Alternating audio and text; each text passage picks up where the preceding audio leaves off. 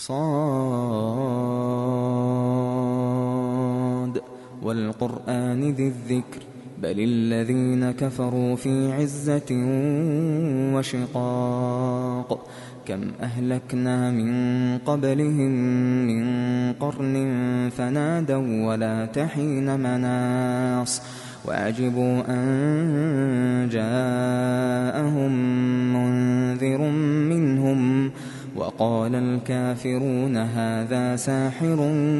كذاب أجعل الآلهة إلها واحدا إن هذا لشيء عجاب وانطلق الملأ منهم أن امشوا واصبروا على آلهتكم إن هذا لشيء يراد ما سمعنا بهذا في الملة الآخرة إن هذا إلا اختلاق أأنزل عليه الذكر من بيننا بل هم في شك من ذكري بل لما يذوقوا عذاب أم عندهم خزائن رحمة ربك العزيز الوهاب أم لهم ملك السماوات والأرض وما بينهما فليرتقوا في الأسباب جند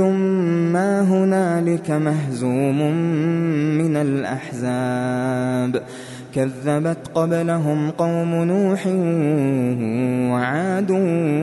وفرعون ذو الأوتاد وثمود وقوم لوط وأصحاب الأيكة أولئك الأحزاب إن كل إلا كذب الرسل فحق عقاب وما ينظر هؤلاء إلا صيحة واحدة ما لها من فواق وقالوا ربنا عجل لنا قطنا قبل يوم الحساب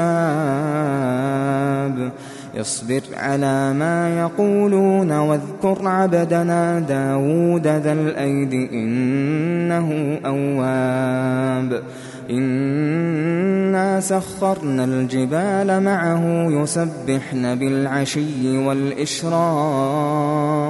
والطير محشورة كل له أواب وشددنا ملكه وآتيناه الحكمة وفصل الخطاب وهل أتاك نبأ الخصم إذ تسوروا المحراب إذ دخلوا على داود ففزع منهم قالوا لا تخف خصمان بغى بعضنا على بعض فاحكم بيننا بالحق ولا تشطط واهدنا إلى سواء الصراط إن هذا أخي له 99 نعجة ولي نعجة واحدة فقال أكفلنيها وعزني في الخطاب قال لقد ظلمك بسؤال نعجتك إلى نعاجه وإن كثيرا من الخلطاء ليبغي بعضهم على بعض إلا الذين آمنوا وعملوا الصالحات وقليل ما هم وظن داود أنما فتناه فاستغفر ربه وخر راكعا وأناب فغفرنا له ذلك وإن له عندنا لزلفى وحسن مآب يا داود إنا جعلناك خليفة في الأرض فاحكم بين الناس بالحق ولا تتبع الهوى فيضلك عن سبيل الله. إن الذين يضلون عن سبيل الله لهم عذاب شديد بما نسوا يوم الحساب. وما خلقنا السماء والأرض وما بينهما باطلا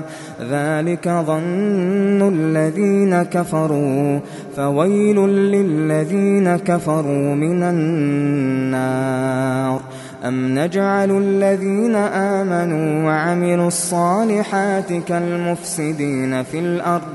أم نجعل المتقين كالفجار. كتاب أنزلناه إليك مبارك ليدبروا آياته وليتذكر أولو الألباب. ووهبنا لداود سليمان نعم العبد إنه أواب. إذ عرض عليه بالعشي الصافنات الجياد فقال إني أحببت حب الخير عن ذكر ربي حتى توارت بالحجاب. ردوها علي فطفق مسحا بالسوق والأعناق. ولقد فتنا سليمان وألقينا على كرسيه جسدا ثم أناب. قال رب اغفر لي وهب لي ملكا لا ينبغي لأحد من بعدي إنك أنت الوهاب. فسخرنا له الريح تجري بأمره رخاء حيث أصاب والشياطين كل بناء وغواص وآخرين مقرنين في الأصفاد. هذا عطاؤنا فامنن أو أمسك بغير حساب. وإن له عندنا لزلفى وحسن مآب. واذكر عبدنا أيوب إذ نادى ربه أني مسني الشيطان بنصب وعذاب. اركض برجلك هذا مغتسل بارد وشراب. ووهبنا له أهله ومثلهم معهم رحمة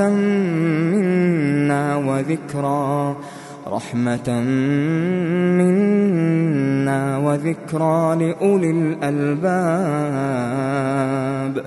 وخذ بيدك ضغثا فاضرب به ولا تحنث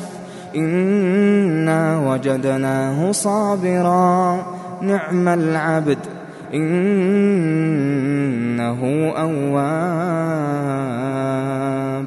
واذكر عبادنا إبراهيم وإسحاق ويعقوب أولي الأيدي والأبصار إنا أخلصناهم بخالصة ذكر الدار وإنهم عندنا لمن المصطفين الأخيار. واذكر إسماعيل واليسع وذا الكفل وكل من الأخيار. هذا ذكر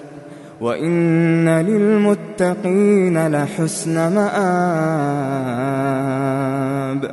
جنات عدن مفتحة لهم الأبواب متكئين متكئين فيها يدعون فيها بفاكهة كثيرة وشراب وعندهم قاصرات الطرف أتراب هذا ما توعدون ليوم الحساب إن هذا لرزقنا ما له من نفاد إن هذا لرزقنا ما له من نفاد هذا وإن للطاغين لشر مآب جهنم يصلونها فبئس المهاد هذا فليذوقوه حميم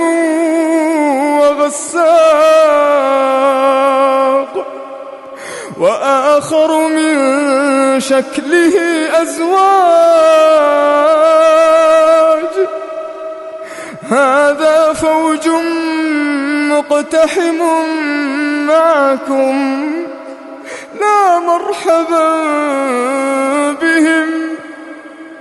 لا مرحبا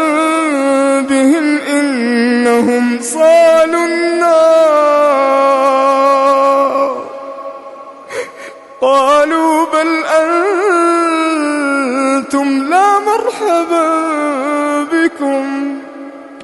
أنتم قدمتموه لنا فبئس القرار